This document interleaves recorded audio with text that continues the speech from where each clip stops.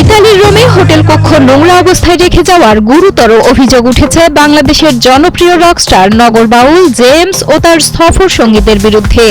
কক্ষ পরিষ্কারের জন্য 200 ইউরো পরিশোধের কথাও জানিয়েছেন হোটেল কর্তৃপক্ষ। সুস্থ জীবন,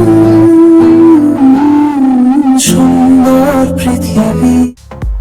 সামাজিক মাধ্যমে ছড়িয়ে পড়া ছবিতে দেখা যায় মেঝেতে পড়ে আছে প্লাস্টিকের বোতল ও বিভিন্ন আবর্জনা, টেবিলে ব্যবহৃত প্লেট, খাবারের উচ্ছিষ্ট ও পলিথিন ব্যাগ, এমনকি রান্নাঘরের সিলকেও নোংরা থালা বাসনের উপর পড়ে থাকতে দেখা যায় কাঁচা ডিম।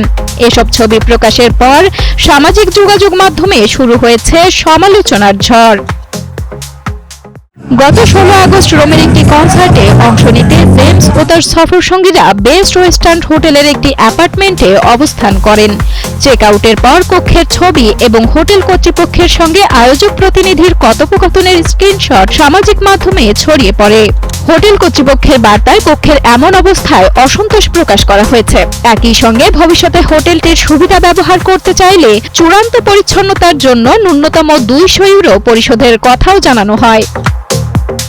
তবে অভিযোগের বিষয়ে এখনো জেমস কিংবা তার সফরসঙ্গীদের কোনো বক্তব্য পাওয়া যায়নি।